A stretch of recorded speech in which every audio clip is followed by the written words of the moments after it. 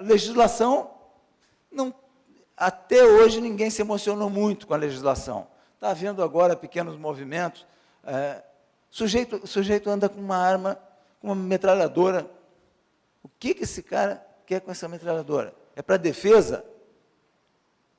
É um país que desarmou o cidadão sem ter condições de desarmar o crime. Você quer desarmar o cidadão? Não tem problema. Tem países do mundo que o cidadão não tem arma. Porque o Estado tem condições de desarmar o crime. Agora, quando você não tem condições de desarmar um lado e desarma o outro, isso é absurdo. Você fragilizou a sociedade. Eu não sou contra desarmar a sociedade, mas nós temos que ter primeiro condições de desarmar o crime. Você desarmar a sociedade sem ter capacidade de desarmar o crime é covardia. Você está deixando o cidadão exposto de uma maneira irracional à massa criminosa. Boa tarde. Muito obrigado pelo convite, aí, pelas gentis palavras aqui do presidente do clube. O general Lessa é o oficial mais antigo presente, em nome do qual eu cumprimento a todos.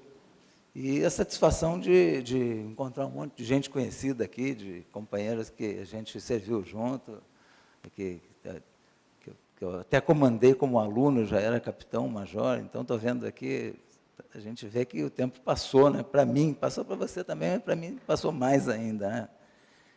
Então é uma satisfação muito grande. Também, depois que eu entrei no Exército em 1968, é a primeira vez que eu estou vindo aqui nesse ambiente maravilhoso, né? Isso aqui eu não sabia que o clube tinha um patrimônio desses aqui. O máximo que eu tinha ido era ali na sede do clube. Então, muito obrigado aí pela gentileza do convite. Eu não poderia deixar de atender, pela consideração que também, né, tem o mesmo DNA, né?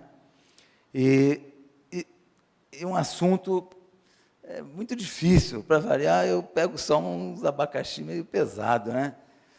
Falar sobre segurança pública e ainda falar da situação do Rio de Janeiro, quer dizer, duas coisas muito difíceis de falar para um público também que tem uma característica muito especial. É um público que tem uma posição muito marcante, né? Esse público aqui é um público muito marcante, conservador, né? Não é só pela idade, não, que é conservador, é pela característica profissional, tudo isso, pela formação. Então, não é tão simples vir falar de segurança pública e nem de comentar sobre a situação do Rio de Janeiro para quem está vivendo no Rio de Janeiro. Então, é um negócio... Mas eu estou há 6 meses nessa função, e depois que eu aceitei a função de secretário nacional de Segurança Pública, eu vi que eu tenho um problema de personalidade. Eu não sei dizer não para esses abacaxi que me convidam, né? Então, a gente tem uma encrenca dessa, um convite desses, e a gente pega e diz sim. Podia dizer não, continuar na boa, e montando meu cavalo lá, que eu gosto também de montar, fazendo as minhas coisas, tendo mais tempo com a família e tudo, mas é problema de personalidade. A gente não consegue dizer não. Quanto maior o abacaxi, mais a gente responde, mais se entusiasma por ele, né? Então, foi assim que apareceu essa função aí que eu estou desempenhando agora. Jamais eu consegui ser tão técnico a ponto de seguir slide. Então, eu fiz alguns slides hoje de manhã para tentar orientar alguma coisa, mas se eu fugir dele também, não vou estar nessa... Não vou estar na... Aí vocês deixaram lá o clube militar, estavam tomando cerveja lá na hora do almoço e estão aqui agora, né? De óculos escuros, né? Bom, então, tem vários companheiros de turma aqui, o Cooper, o Yamamoto, etc. Tem vários companheiros aqui. Então, é muito bom de ver, pessoal. A segurança pública, pode passar o slide, aí, eu venho pela Senasp, né? Secretaria Nacional de Segurança Pública. Secretaria Nacional de Segurança Pública é um órgão do Ministério da Justiça e Segurança Pública. O nome era Ministério da Justiça, no mundo inteiro, Justiça é Ministério da Justiça, né? Mas aqui no Brasil fizeram Ministério da Justiça e Segurança Pública. Normalmente, segurança pública em outros países, ou ela está sozinha, ou ela está dentro do Ministério do Interior, né? Mas algum dia vai separar também, porque na importância que tem no Brasil, ela vai ter que ser um ministério, nós vamos ter que ter um Ministério de Segurança Pública. Ok. Bom, a gente vai falar de segurança pública. Segurança pública não é só polícia. O problema é que, para o cidadão comum, segurança pública, ela se resume à polícia, ações de polícia. E tem razão.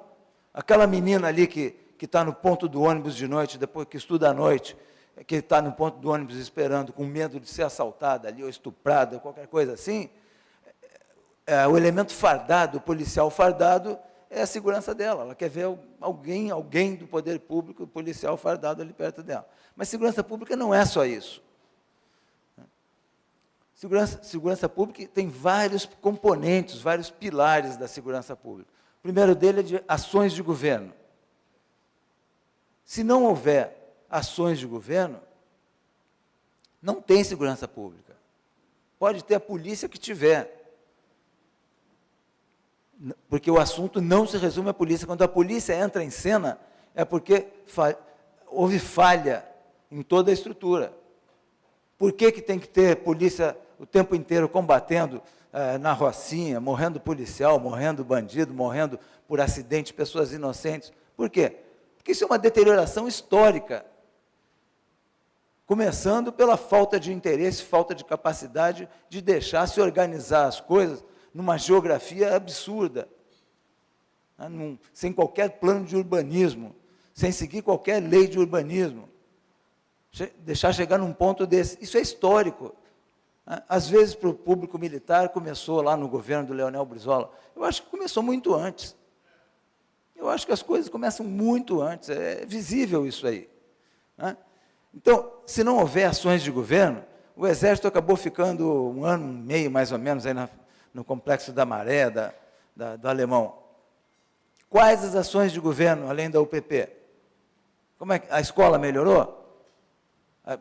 As condições de trabalho do professor dentro da escola melhorou? A creche funciona? O posto de saúde, que quando eu era criança, lá no fim de mundo, lá do Rio Grande do Sul, fim de mundo maravilhoso que eu me criei, para não dizer que fim de mundo é terra dos outros, que é Itaqui, que é Quaraí, não, lá em Rio Grande mesmo.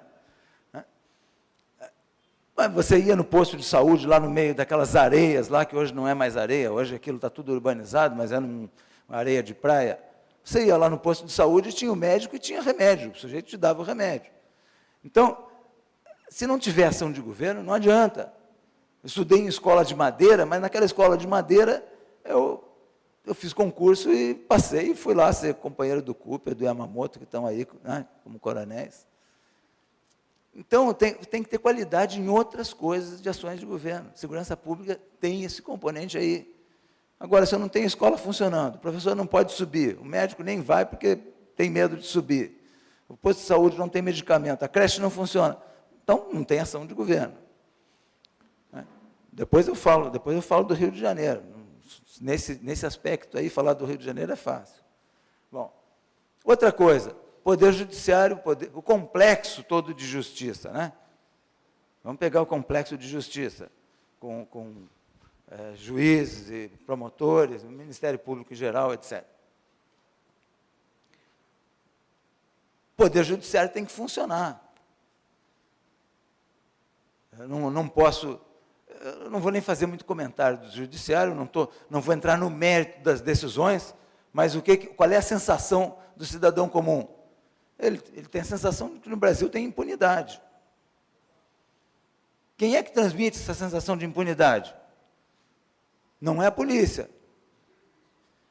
Quem transmite a sensação de impunidade são as decisões do Judiciário e a atuação do Judiciário. E, às vezes, o Ministério Público. Então, essa sensação do cidadão comum de que a gente vive num país onde a impunidade campeia,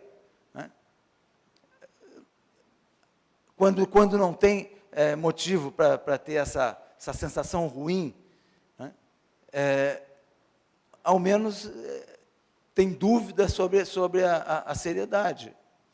Por exemplo, aquela moça Suzane Richthofen, que matou o pai e a mãe, ela foi liberada no Dia dos Pais, pô. Entendeu? São coisas assim que não passam na cabeça de qualquer pessoa média, né? Que aquilo seja aceitável, aquele tipo de coisa. Ao menos se fosse no dia de finados, era mais coerente, né? Então existem coisas, né, que são próprias dessa estrutura, que tem que funcionar para que o cidadão tenha uma boa sensação. O sistema prisional é caótico. Nos últimos 8 anos, se imagina, nos últimos 8 anos, houve liberação de recursos ali, 2009, 2008, houve liberação de recursos, se esperava construir 40 mil vagas em presídio a partir de 2009 até 2017 agora. Foram construídas 1.800. Esperava 40 mil, 1.800. O estado do Paraná, que é um estado exemplar, o Paraná tem padrões europeus de sociedade, tem 10 mil presos dentro de delegacia. Delegacia não tem estrutura nenhuma para ter preso. O sujeito que trabalha na delegacia não é um agente penitenciário.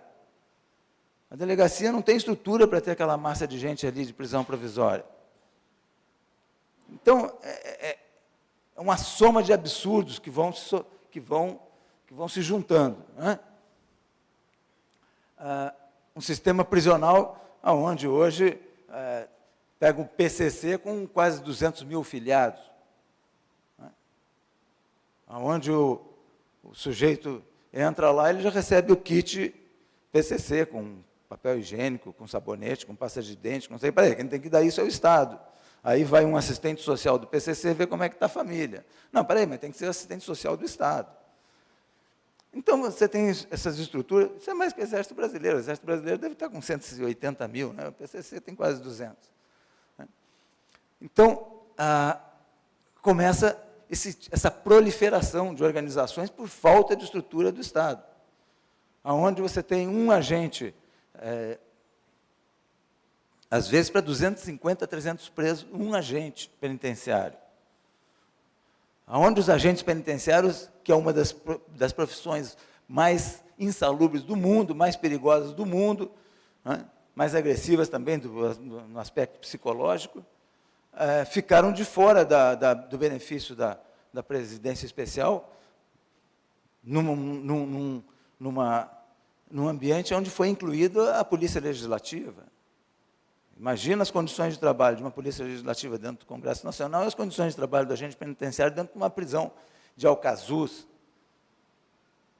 Então, você começa a ter o sistema prisional, ele é surreal, né? A maioria talvez nunca tenha entrado dentro de uma prisão. E tem o aspecto legislativo, e tem a legislação. Isso é um conjunto de coisas que produzem a sensação de segurança e a segurança efetiva que o cidadão precisa ter.